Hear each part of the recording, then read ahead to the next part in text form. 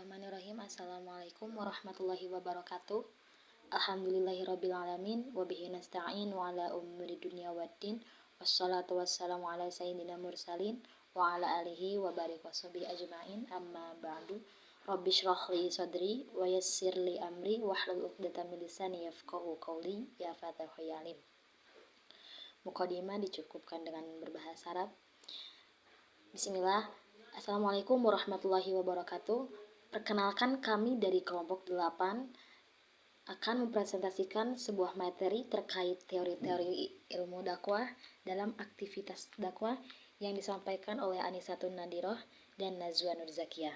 Memahami materi ini, kita dapat berdakwah secara lebih bijak, relevan, dan efektif sehingga pesan Islam dapat diterima dengan baik oleh masyarakat yang luas.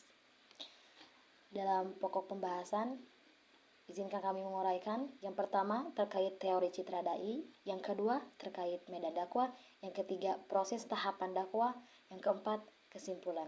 Baiklah, saya Anisatun Nadiroh untuk pembahasan pertama, yakni teori citra dai. Di sini definisi citra dai itu sendiri adalah pandangan atau persepsi masyarakat tentang karakter, perilaku, dan kualitas seorang pendakwah. Dalam kurung dai, citra ini dibentuk melalui interaksi langsung dan pengalaman masyarakat dengan dai, serta cara dai menyampaikan pesan-pesan dakwah. Pentingnya citra dai adalah membangun kepercayaan. Ketika dai dikenal sebagai pribadi yang baik dan terpercaya, masyarakat lebih cenderung menerima dan mengikuti pesan-pesan dakwah yang disampaikan. Citra positif dai akan mempengaruhi sejauh mana pesan yang disampaikan dapat diterima dan diinternalisasi oleh masyarakat. Ada dalam dalil hadis riwayat Al-Bukhari dan Muslim, "Inna min ahabbikum ilayya wa aqrabikum minni yaumal qiyamati ahasanukum akhlaqan." Artinya, sesungguhnya di antara kalian adalah orang yang paling baik dan orang yang paling dekat dengan Allah pada hari kiamat adalah orang yang baik akhlaknya. Dan untuk selanjutnya, pembahasan kedua adalah teori medan dakwah.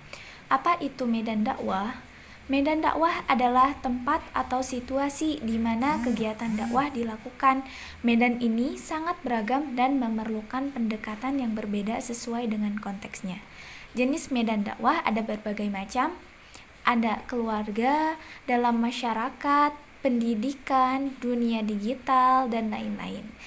Dalil Al-Qur'annya adalah dalam Quran Surah An-Nahl ayat 125, "Ud'u ila sabili rabbika bil hikmati wal mau'izatil hasanati wajadilhum billati hiya ahsan inna rabbaka huwa a'lamu biman dhalla an sabilihi wa huwa a'lamu bil muhtadin."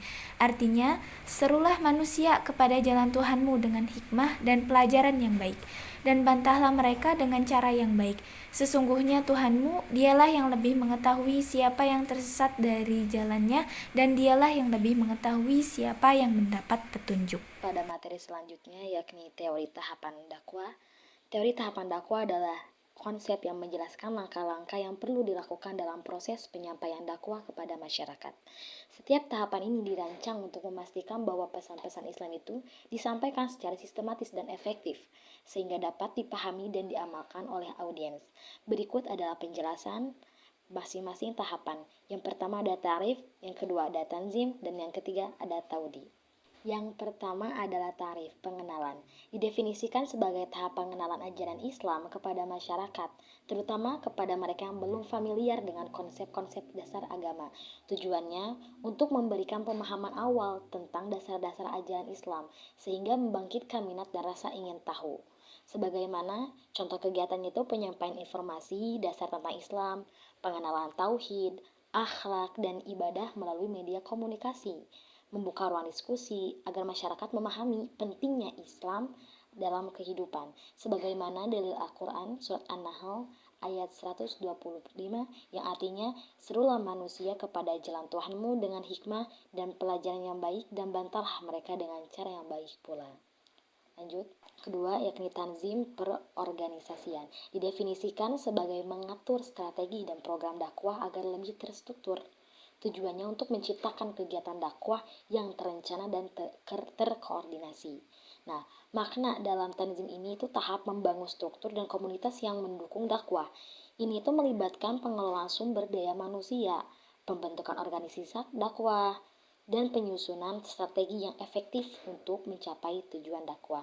Seperti contoh kegiatan membentuk kelompok atau komunitas dakwah, mendidik kadar-kadar dakwah, agar mereka itu memiliki pengetahuan keterampilan berdakwah, juga menyusun program dakwah yang terkoordinasi. Sebagaimana dalil Al-Quran surat Ali Imran ayat 104 yang artinya, dan hendaklah di antara kamu segolongan umat yang menyeru kepada kebaikan, menyuruh kepada ma'ruf, dan mencegah dari yang mungkar. Merekalah orang-orang yang beruntung. Lanjut, yang ketiga dalam proses tahapan dakwah yakni taudi, penguatan dan pembinaan. Taudi juga dapat didefinisikan sebagai tahap ini tuh berfokus pada penguatan keimanan dan pengetahuan bagi masyarakat yang telah menerima dakwah. Tujuannya agar masyarakat mampu memahami dan mengamalkan ajaran Islam secara lebih mendalam. Maknanya itu, tahap ini tuh menyebarkan pesan-pesan dakwah kepada khayalak secara lebih luas. Fokus pada ekspansi jangkauan dakwah agar pesan Islam dapat diterima oleh berbagai lapisan masyarakat. Contoh kegiatannya seperti penyebaran melalui berbagai media, seperti ceramah, buku, media sosial, dan sebagainya. Juga memperluas jaringan dakwah ke wilayah atau komunitas yang belum tersentuh dengan menerapkan pendekatan khusus sesuai kebutuhan masyarakat yang ditargetkan.